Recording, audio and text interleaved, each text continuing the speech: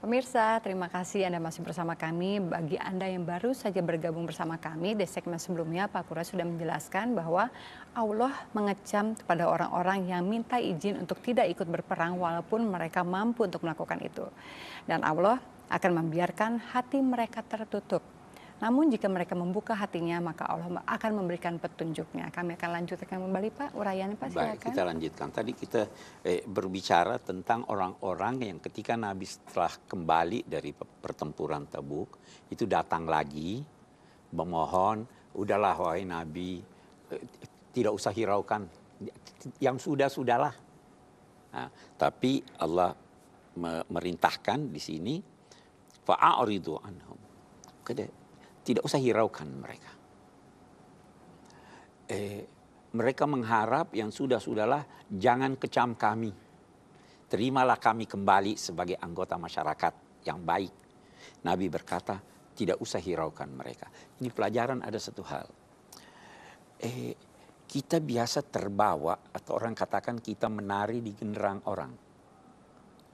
Kalau sudah ada suatu kelompok yang jelas-jelas tidak bersimpati dengan kita, jangan habiskan waktu untuk melayani mereka. Satu contoh, itu seringkali lawan, musuh, itu menjadikan kita terbawa oleh suatu situasi sehingga pekerjaan kita yang lain yang penting terabaikan. Nah, ini ayat ini sebenarnya bermaksud begitu. Wahai Nabi, kamu punya perjuangan. Kamu harus melakukan hal-hal yang positif untuk masyarakat. Kalau kamu menghiraukan dia, melayani dia, habis waktumu untuk itu. Maka di sini maksudnya tidak perlu menghiraukan mereka. Biar aja mereka. Baru dia katakan, fa'arid innahum rijsun.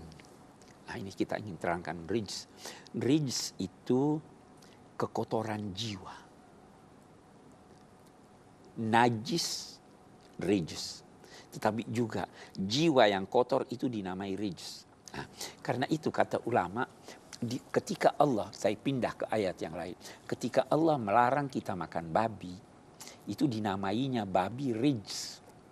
Itu bukan berarti bahwa hanya dagingnya atau lemaknya yang kotor, tetapi dia memiliki sifat-sifat yang bisa menjadikan yang memakannya terbawa oleh kekotoran jiwa. Nah, karena itu kata mereka, kalaupun seandainya cacing atau kuman-kuman yang ada pada babi itu bisa dibunuh oleh penemuan-penemuan baru, tapi sifat-sifatnya tidak, dan karena itu dia tetap haram. Nah, begitu juga ini. Mereka itu rijs, hatinya sudah kotor. Sudah tidak bisa diperbaiki. Sudah, jangan hiraukan mereka, tinggalkan mereka. Tempat mereka adalah jahanam, ganjaran mereka atau sanksi yang akan mereka dapatkan, itulah neraka, karena mereka telah melakukan secara sadar hal-hal yang bertentangan dengan nilai-nilai agama.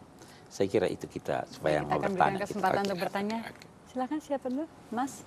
Baik, Pak Kurais, tadi di awal Bapak menyampaikan bahwa perjuangan itu sebetulnya dengan berbagai peristiwa apapun kita sebetulnya berjuang di situ, ataupun kita sebut ajihadu fisabilillah.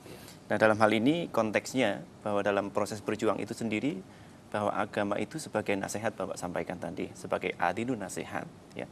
Nah, sejauh mana nasihat-nasihat yang disampaikan, padahal dalam agama itu sendiri sebetulnya jarang sekali yang kita mudah untuk kita serap ataupun kita implementasikan dalam kehidupan sehari-hari.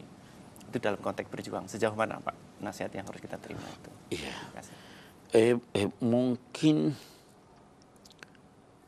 relatif ini mudah atau tidak. Iya kan? Saya beri contoh bagaimana relativitas itu. Kalau ada seorang yang malas, saya minta tolong ambilkan gelas itu. Berat. Karena dia malas.